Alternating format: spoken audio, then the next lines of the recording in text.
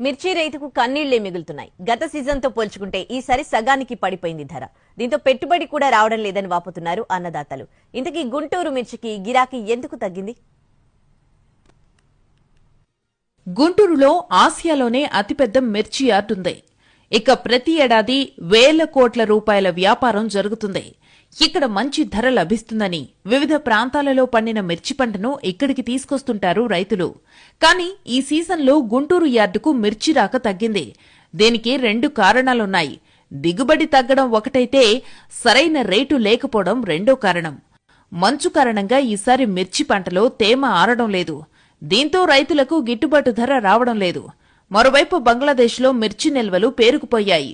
అటు చైనా రైతులు కూడా పెద్ద మొత్తంలో మిర్చిని పండిస్తున్నారు. మరోవైపు ప్రభుత్వ ఆంక్షల వల్ల విదేశాలకు మిర్చి ఎగుమతులు ఆగిపోయాయి. వీటన్నిటి ప్రభావం గుంటూరు యార్డులో